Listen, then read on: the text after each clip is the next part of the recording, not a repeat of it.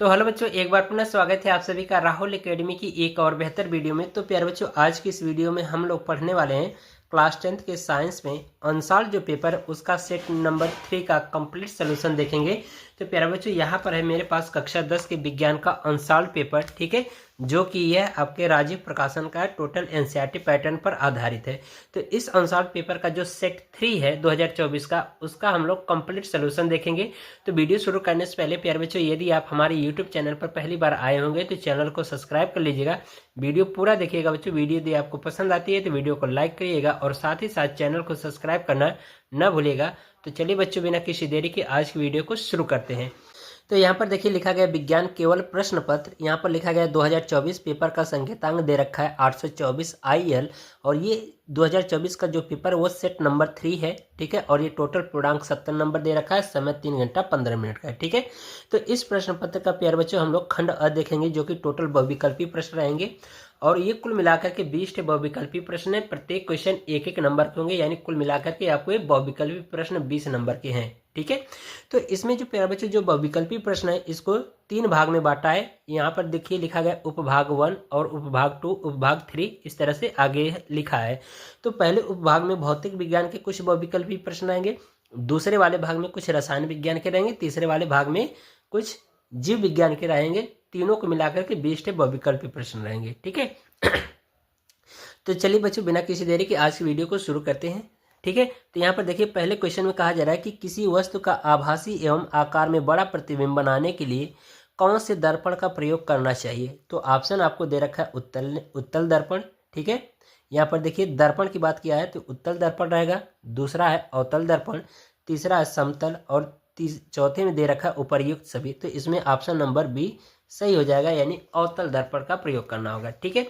अगला प्रश्न देखिए, इसमें कहा जा रहा है कि किसी वस्तु का आभासी एवं आकार में बड़ा प्रतिबिंब बनाने के लिए कौन से लेंस का प्रयोग करना चाहिए। तो इसमें भी आपको ऑप्शन दे रखा उत्तल, अवतल, समतल और उपर्युक्त सभी।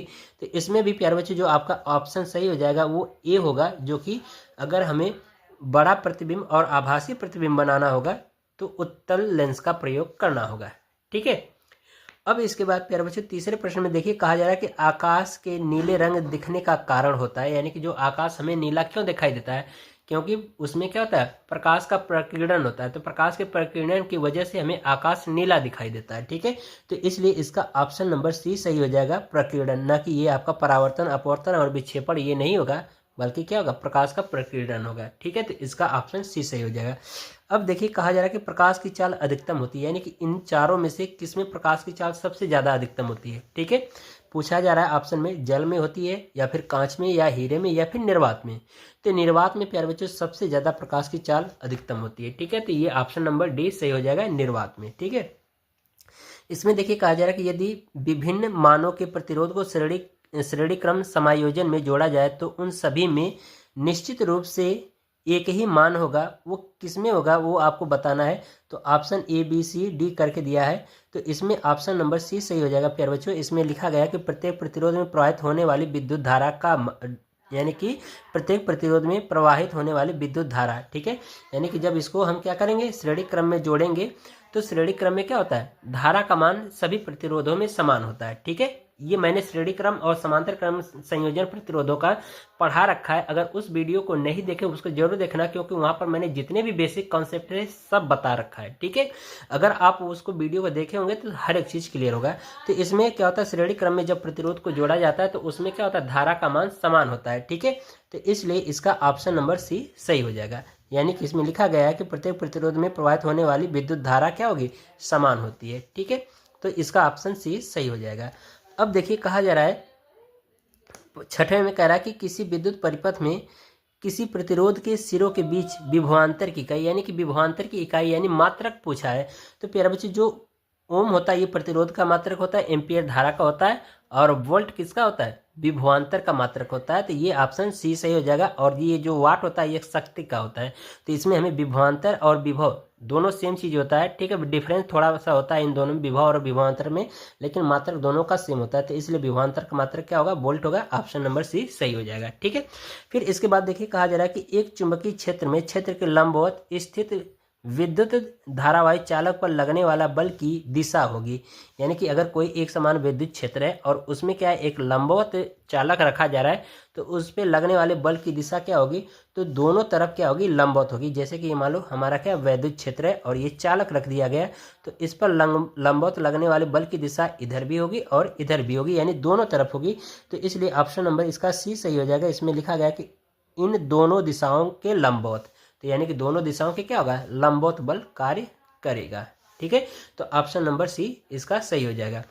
फिर इसके बाद देखिए उपभाग 2 यहाँ से शुरू होता है, यानी केमिस्ट्री पार्ट का वैकल्पिक प्रश्न।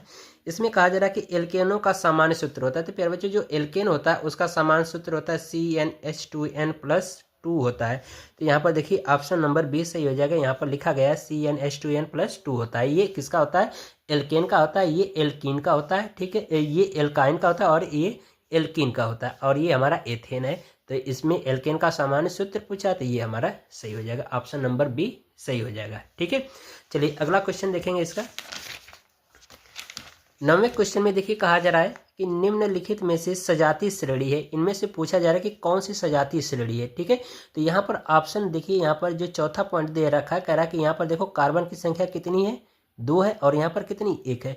तो ये 2 से 1 जा रहा है या फिर 1 से 2 जाए, तो वो हमारा क्या होता है, समजातीय श्रेणी के अंतर्गत आता है। तो इसका यहाँ पर देख रहे हो कि ये भी हमारा सेम है, और यहाँ पर देख रहे हो 2 है और ये 3 है। ठीक है, तो क्रम जा रहा है, क्रम से बढ़ रहा है। तो इसलिए यहाँ पर आपका प्यारे बच्चे जो ऑप्शन नंबर वो सही हो जाएगा आपका डी, यानी कि पहला सही हो जाएगा। और यहाँ पर तीसरे में भी देखो, यहाँ पर कार्बन की संख्या 2 है और यहाँ पर कितनी, 1 है, तो ये भी रहेगा और ये भी हमारा समजातीय श्रेणी के अंतर्गत आएगा। बाकी ये हमारे क्या होंगे, नहीं होंगे। तो इसलिए इसका ऑप्शन डी सही हो जाएगा, यानी पहला एवं तीसरा। ठीक है, अब इसके बाद देखिए कहा जा रहा है कि निम्नलिखित में से कौन सा धातु ठंडे जल के साथ हाइड्रोजन गैस बनाती है। तो प्यारे बच्चों, जो पोटेशियम धातु होता है वो ठंडे जल के साथ क्रिया करके क्या बनाता है, हाइड्रोजन गैस बनाता है। सब कुछ मैंने पढ़ा रखा है पुरानी वीडियो में।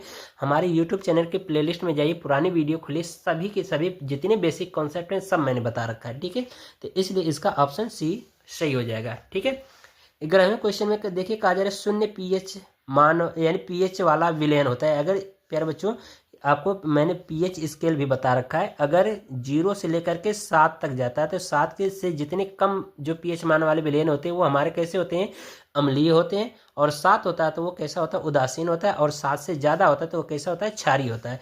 तो इसलिए इसका ऑप्शन क्या हो जाएगा, ए सही हो जाएगा, अम्लीय विलयन होगा। ठीक है, तो ये चीज़ें।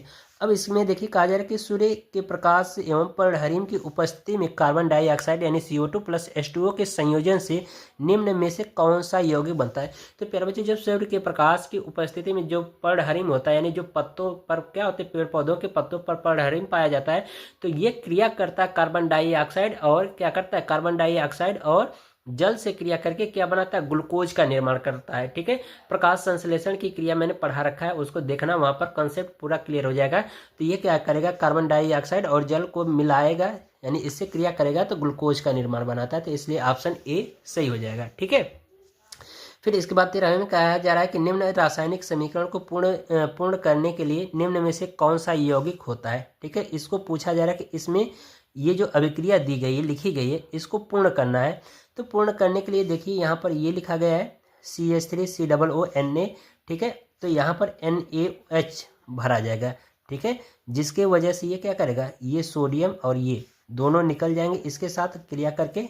ठीक है, तो ये हमारा क्या बन जाएगा, CH4 बन जाएगा प्लस Na2CO3 बन जाएगा। तो इसमें जो भरा जाएगा प्यारे बच्चों वो ऑप्शन नंबर बी सही हो जाएगा, NaOH यानी सोडियम हाइड्रोक्साइड भरा जाएगा। ठीक है, अब देखिए उपभाग 3 शुरू हो रहा है इसमें, जो कि जीव विज्ञान से आपके संबंधित क्वेश्चन रहेंगे। तो इसमें कहा जा रहा है कि पौधों में फ्लोएम का कार्य करता है, यानी कार्य होता है, यानी कि पौधों में फ्लोएम का कार्य किसके लिए होता है। तो फ्लोएम का प्यारे बच्चे जो कार्य होता है वो क्या करता है, पौधे के विभिन्न भागों तक, पत्तियों, फूलों, शाखाओं तक, जड़ों तक भोजन ले जाने का कार्य करता, कौन, फ्लोएम करता है। तो इसलिए इसमें ऑप्शन नंबर सी सही हो जाएगा, खाद्य पदार्थों का स्थानांतरण। ठीक है, फ्लोएम ही एक ऐसा भाग होता है कि जो कि पौधों को भोजन क्या करता है, हर विभिन्न भागों तक, कलियों, फलों, फूलों, पत्तियों तक क्या करता है, पहुँचाने का कार्य करता है। फिर इसके बाद देखिए कहा जा रहा है 15वें में मनुष्य में पाचन मनुष्य में पाचन की शुरुआत किस अंग से होती है? तो मुख से ही शुरू हो जाता है, क्योंकि मुख से चबाया जाता है, फिर उसके बाद अंदर निगला जाता है, तो वहाँ पर कुछ पाचन की क्रिया हो जाती है। तो शुरू जो होता है वो कहाँ से? मुख से ही शुरू होता है। ठीक है, तो इसलिए ऑप्शन ए सही हो जाएगा, मुख से। न कि ये यकृत होगा, न कि छोटी आंत। ये तो मुख के खाने के बाद ये सभी पचाने का कार्य करते हैं। तो शुरू कौन करता है? मुख से होता है। ठीक, तो ऑप्शन ए सही हो जाएगा। फिर इसके बाद देखिए कहा जा रहा है कि निम्नलिखित में से कौन सा पादप हार्मोन्स है? तो प्यारे बच्चों, इसमें से जो पादप हार्मोन्स होता है वो हमारा जिब्रेलिन होता है। ठीक है, यानी कि पेड़ पौधों में जो हार्मोन्स का कार्य करता है वो जिब्रेलिन होता है, न कि ये थायरॉक्सिन, न कि एस्ट्रोजन और न ही इंसुलिन। तो इसमें जिब्रेलिन क्या होता है? पादप हार्मोन्स होता है। ठीक है, तो इसलिए ऑप्शन बी सही हो जाएगा। फिर इसके बाद कहा जा रहा है 17 में कि वृद्धि हार्मोन स्रावित होता है, यानी कि वृद्धि हार्मोन स्रावित होता है कहाँ से? थायराइड ग्रंथि से, या पिट्यूटरी, जिसको हम लोग पीयूष ग्रंथि या मास्टर ग्रंथि के नाम से भी जानते हैं, और फिर इसके बाद अधिवृक्क ग्रंथ से या अग्नाशय से। तो ये जो प्यारे बच्चों जो वृद्धि हार्मोन स्रावित होता है वो कहाँ से होता है? पिट्यूटरी ग्रंथि कहिए या पीयूष ग्रंथि कहिए, या इसी को कहा जाता है मास्टर ग्रंथि भी कहा जाता है। ठीक है, तो इसलिए ऑप्शन नंबर बी सही हो जाएगा। 18वें में देखिए कहा जा रहा है कि निम्न में से कौन सा परागकोश के अंदर बनता है? तो प्यारे बच्चों, जो परागकण होते हैं वो परागकोश के अंदर बनते हैं। पुष्प की संरचना में मैंने सब कुछ कॉन्सेप्ट क्लियर बताया था, अगर नहीं देखें तो पुष्प की संरचना वाली वीडियो जरूर देखना। ठीक है, नहीं तो लिंक भी डिस्क्रिप्शन में मिल जाएगा। ठीक है, इसमें देखिए कहा जा रहा है 19वें में कहा जा रहा है कि पुष्प का जनन अंग होता है। तो पुष्प का जनन अंग कौन सा होता है? तो जायांग क्या होता है? पुष्प का जनन अंग होता है। तो यहाँ पर ऑप्शन नंबर सी सही हो जाएगा। विषय में कहा जा रहा है कि वायुमंडल की ओजोन परत पृथ्वी को बचाती है। कौन सी ओजोन परत? यानी कि जो वायुमंडल की जो ओजोन परत है पृथ्वी को बचाती है, किससे बचाती है?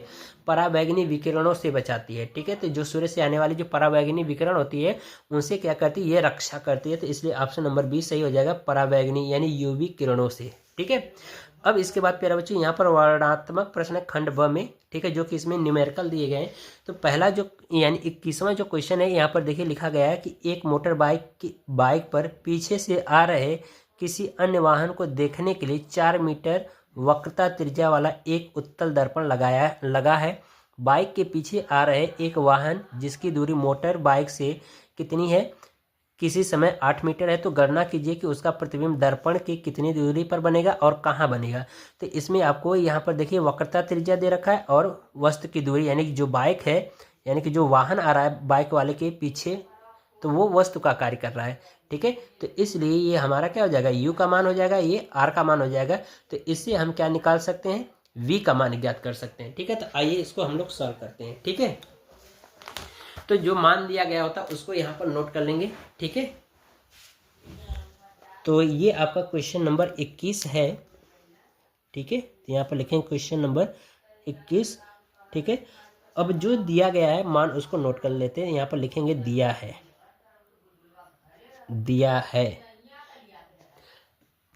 तो प्यारे बच्चों यहाँ पर देखिए प्रश्न में कहा गया है उत्तल दर्पण है। ठीक है, तो यहाँ पर ग्राफ देखिए सबसे पहले। ठीक है, ये हमारा क्या हो जाएगा? उत्तल दर्पण होगा, जो कि इसका अंदर की ओर धंसा वाला भाग क्या होगा? कलई किया गया होगा। तो यहाँ पर क्या होता है, जब हम इसका मुख्य अक्ष खींचेंगे, ठीक है, तो यहाँ पर क्या होता है? दर्पण का ध्रुव होता है। यहाँ पर वक्रता केंद्र मान लेते हैं सी, और यहाँ पर ध्रुव और वक्रता केंद्र के बीच में क्या होता है? मुख्य फोकस होता है। तो यहाँ पर मान लेते हैं वो वाहन स्थित है कितनी दूरी पर? 8 मीटर की दूरी पर। तो ये यू बराबर आपको कितना है? 8 मीटर दे रखा है।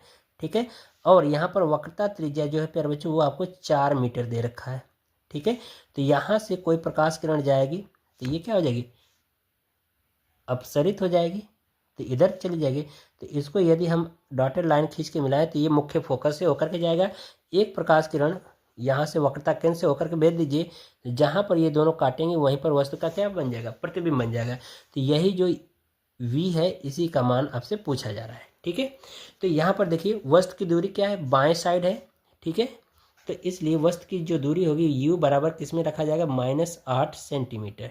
ठीक है, वक्रता त्रिज्या यहाँ पर दे रखा है आपको r बराबर 4, जो कि ये दाएं साइड है, तो इसलिए प्लस में हो जाएगा। ठीक है, अब प्यारे बच्चों हमने फार्मूला बताया था कि जो फोकस दूरी होती है वो वक्रता त्रिज्या की क्या होती है? आधी होती है। तो इस फार्मूले से हम लोग क्या करेंगे? फोकस दूरी का मान निकालेंगे। ठीक है, तो इसे मान रखिए। तो ये हो जाएगा f बराबर 4/2, तो भाग कर देंगे तो ये आ जाएगा 2 दूना 4 यानी 2। F बराबर कितना आ गया? 2 मीटर आ गया। अब हम क्या करेंगे, दर्पण से V का मान पता कर लेंगे, दर्पण लेंस से, ये दर्पण सूत्र से। ठीक है, तो यहाँ पे लिखेंगे दर्पण सूत्र से, दर्पण सूत्र से। दर्पण सूत्र क्या होता है यहाँ पर लिख दीजिए, नंबर इसके भी मिलते हैं, सूत्र जरूर लिखना है। तो 1/f बराबर 1/v प्लस 1/u, ये हमारा दर्पण सूत्र होता है। अब इसी में हमें क्या करना है, सभी मान रख करके हल कर लेने होंगे। ठीक है, तो इसी में देखिए मान रखिए इधर आगे, तो ये हो जाएगा 1/f बराबर v का मान हमें निकालना है, तो f का मान कितना है यहाँ पर मिला हमें 2, तो यहाँ पर 2 रख दीजिए। ठीक है, हो गया। अब फिर इसके बाद 1/v अब प्लस यहाँ पर हो जाएगा 1/-8। ठीक है, इसको पक्षांतर करके इधर लाएंगे तो ये माइनस का क्या हो जाएगा, प्लस हो जाएगा। तो ये हो जाएगा 1/v बराबर 1/2 माइनस प्लस 1/8। इनको सॉल्व कर लीजिए तो हो जाएगा 8 दूना 16 और ये हो जाएगा 2 + 8। ठीक है, तो 1/v बराबर ये हो जाएगा 10/16। ठीक है, तो v बराबर कितना हो जाएगा आपका 16/10 हो जाएगा। इनका भाग कर देंगे प्यारे बच्चों, तो v बराबर आपका आ जाएगा 1.6 मीटर। ये आंसर आ गया। अब पूछा कहाँ पर बनेगा, तो देख रहे हो ये दर्पण के पीछे बनाते हैं, यहाँ पर लिख देंगे दर्पण के पीछे, ये आंसर हो जाएगा। बहुत ही इंपॉर्टेंट क्वेश्चन था, बहुत ही सिंपल तरीके से मैंने बता दिया। ठीक है, ये हो गया। अब अगला क्वेश्चन देखिए, कहा जा रहा है यहाँ पर 22 में कहा जा रहा है कि निकट दृष्टि दोष से पीड़ित एक व्यक्ति अधिक से अधिक 80 मीटर की दूरी तक देख सकता है। तो गणना कीजिए सही दृष्टि के लिए, अर्थात अनंत दूरी तक देखने के लिए यानी देख सकने के लिए उसे किस प्रकृति तथा किस फोकस दूरी के लेंस का प्रयोग करना चाहिए। तो प्यारे बच्चों, निकट दृष्टि दोष है, उसका मैंने निवारण जब बताया था, पढ़ा रखा है। निकट दृष्टि दोष और दूर दृष्टि दोष दोनों वीडियो देख लेना, इंपॉर्टेंट क्वेश्चन 100% पूछा जाता है। ठीक है, तो उसमें मैंने निवारण बता रखा था निकट दृष्टि दोष में। तो निकट दृष्टि दोष में प्यारे बच्चों निवारण के लिए हम लोग अवतल लेंस का प्रयोग करते हैं। ठीक है, बाकी न्यूमेरिकल वाला पार्ट है, इसको देख लेते हैं। तो इसमें क्या हो रहा है, कह रहा है कि अनंत स्थित वस्तु को देखने के लिए, तो यानी कि जो वस्तु की दूरी है वो कहाँ पर है, अनंत पर है। ठीक है, तो इसलिए यू का मान क्या हो जाएगा, अनंत, और वी का मान क्या हो जाएगा आपका -80, क्योंकि ये प्रतिबिंब की दूरी यानी v की दूरी दे रखा है। ठीक है, तो चलिए इसको सॉल्व करेंगे। तो यहाँ पर लिखेंगे क्वेश्चन नंबर 22। ठीक है, यहाँ पर लिखेंगे क्वेश्चन 22। ठीक है, तो यहाँ पर लिखेंगे दिया है। तो इसमें प्यारे बच्चों पहले ही कह दिया कि जो वस्तु है वो अनंत पर स्थित है, तो इसलिए u का मान इन्फिनिटिव, और v का मान कह रहा है कितना है 80 सेंटीमीटर मीटर में है। ठीक है, तो u और v का मान प्यारे बच्चों क्या होता है, माइनस होता है हमेशा, निकट दृष्टि दोष हो चाहे दूर दृष्टि दोष, तो इसलिए माइनस हो गया। अब हमें किसका मान पूछा है, फोकस दूरी f का मान पूछा है, तो लगा दीजिए सूत्र लेंस से। तो लिखेंगे लेंस सूत्र से,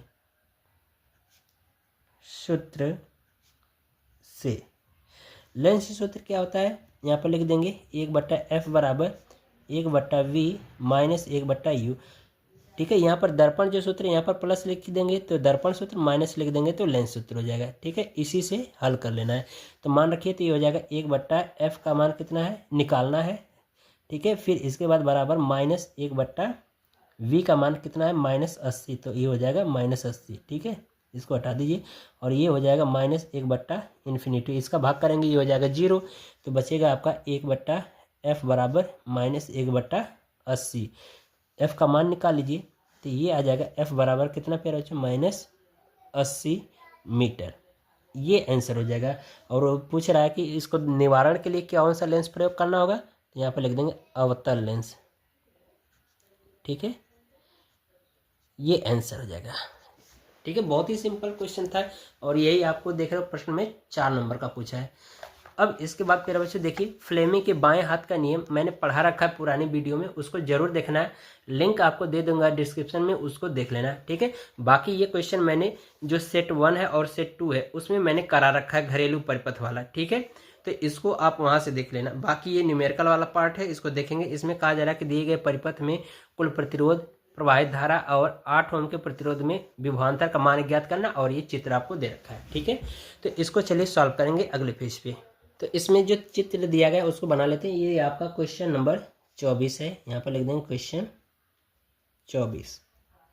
ठीक है, दिया है चित्र, यहाँ पर लिख देंगे दिया है, चित्र बना दीजिए। तो ये आपको कुछ इस तरह से चित्र दिया गया प्रश्न में। ठीक है, ये आपका प्रतिरोध का चिन्ह होता है। ठीक है,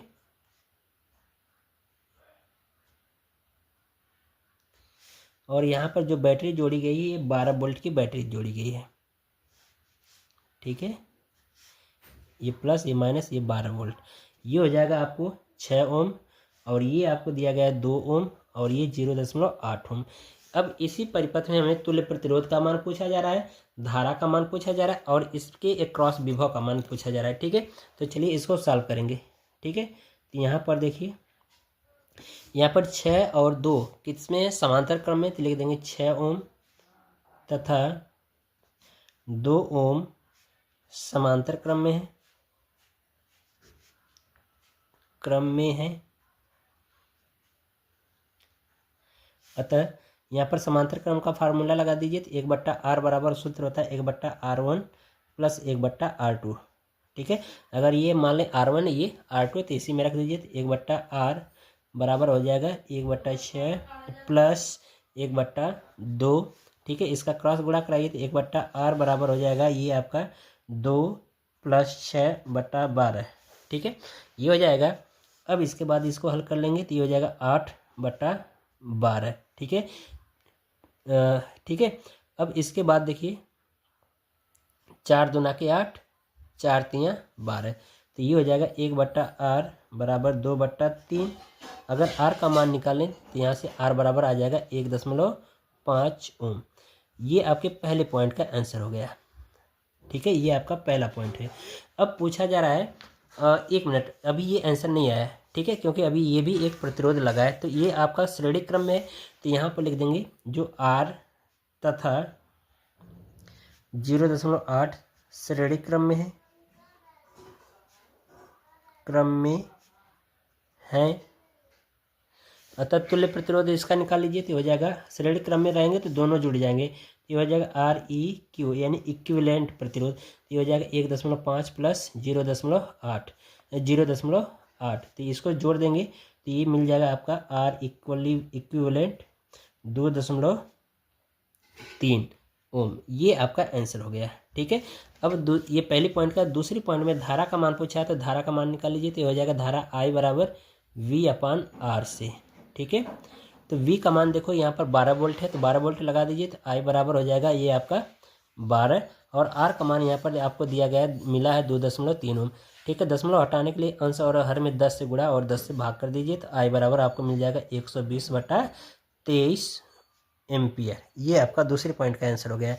ठीक है, अब इसमें पूछा गया है जो 8 ओम का जो 0.8 ओम का प्रतिरोध है उसमें विभव का मान। ठीक है, तो इसमें निकाल लीजिए तो ओम के नियम से, तो V बराबर I/R से। ठीक है, तो V बराबर I का मान ये हो जाएगा 120/23। ठीक है, गुणे 0.8, इनका गुणा करा देंगे तो ये हो जाएगा V बराबर 12 गुणे 10 का इसमें करा देंगे तो ये हो जाएगा 8। ठीक है, और /23। ठीक है, ये हो जाएगा। अब इसको गुणा कराएंगे तो 12 × 8 = 96, V बराबर 96/23 हो जाएगा। ठीक है, इसका भाग कर देंगे प्यारे बच्चों, तो V बराबर 4.11 वोल्ट आ जाएगा। ठीक है, ये आंसर हो जाएगा। ठीक है, ये क्वेश्चन इंपॉर्टेंट था। अब इसके बाद यहाँ पर देखिए अगला क्वेश्चन, इसमें कहा जा रहा है 25वें में कि निम्नलिखित अभिक्रियाओं के लिए संतुलित समीकरण लिखिए। ठीक है, तो ये अभिक्रिया दिया गया है, इसको संतुलित समीकरण लिखना है। तो इसमें calcium hydroxide plus carbon dioxide, arrow दिया गया कैल्शियम कार्बोनेट तथा जल बनाता है। ठीक है, तो इसकी अभिक्रिया देख लीजिए। ये आपका 25वां क्वेश्चन है। ठीक है, तो इसमें देखिए पहला वाला, पहले में देखिए लिखा है कैल्शियम हाइड्रोक्साइड, तो कैल्शियम हाइड्रोक्साइड का सूत्र होता है CaOH। ठीक है, और प्लस कार्बन डाइऑक्साइड, तो ये हो जाएगा कार्बन डाइऑक्साइड यानी CO2। ये बना रहा है कैल्शियम कार्बोनेट, तो यहाँ पर आपका हो जाएगा CaCO3 calcium carbonate plus H2O। ठीक है, ये हो जाएगा H2O। तो यहाँ पर प्यारे बच्चों इसका क्या करेंगे, होल ट्वाइस लगा देंगे तो ये आपका समीकरण संतुलित हो जाएगा। ठीक है, तो ये इसका अभिक्रिया हो जाएगा। दूसरे में कहा जा रहा है कि barium chloride plus potassium sulphate ये बना रहा है उत्पाद में बेरियम सल्फेट और पोटेशियम क्लोराइड।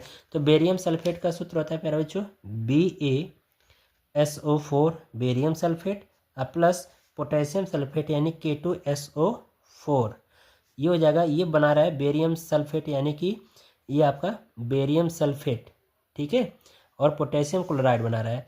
तो बेरियम सल्फेट और पोटेशियम क्लोराइड बन जाएगा। ठीक है, एक मिनट रुक जाओ, बेरियम क्लोराइड है ना, तो ये आपका बेरियम क्लोराइड BaCl2 हो जाएगा। ठीक है, तो ये दोनों आपस में मिलकर के यानी कि पोटेशियम क्लोराइड बना ले रहे हैं। तो ये हो जाएगा 2KCl और ये हो जाएगा BaSO4। ये दूसरे पॉइंट का हो गया समीकरण। ठीक है, तीसरी पॉइंट का देखिए। तीसरी पॉइंट में कहा जा रहा है कि जिंक प्लस सल्फ्यूरिक अम्ल दोनों मिलाकर के जिंक सल्फेट और हाइड्रोजन त्यागते हैं। ठीक है, तो यहाँ पर हो जाएगा Zn प्लस H2SO4। ठीक है, ये क्या करेगा कि जो जिंक सल्फेट बना लेगा और हाइड्रोजन मुक्त कर देगा, छोड़ देगा, यानी कि बाहर कर देगा। तो ये हो जाएगा जिंक ZnSO4 प्लस H2। ये क्या हो जाएगा, H2 बाहर निकल जाएगा। ठीक है, ये हो गया। अब इसके बाद यहाँ पर देखिए अगला जो दिया गया है, चौथे में कह रहा है कि silver nitrate plus zinc chloride और बना रहा है उत्पाद, ये दोनों मिलकर के सिल्वर क्लोराइड और जिंक नाइट्रेट बना रहा है। ठीक है, तो सिल्वर नाइट्रेट का जो प्यारा बच्चा सूत्र होता है AgCl2 होता है। ठीक है, ये हो जाएगा चौथा क्वेश्चन। ठीक है, तो ये हो जाएगा AgCl2 प्लस जिंक क्लोराइड यानी ZnCl2। ठीक है, एक मिनट रुक जाओ, सिल्वर नाइट्रेट है ना, यहाँ पर देखिए फिर से सिल्वर नाइट्रेट। तो सिल्वर नाइट्रेट का प्यार बच्चों जो सूत्र होता है वो होता है AgNO3 प्लस जिंक क्लोराइड यानी ZnCl2 और ये दोनों मिलकर के क्या बना रहे हैं, सिल्वर क्लोराइड। तो ये हो जाएगा सिल्वर क्लोराइड में यानी AgCl हो जाएगा।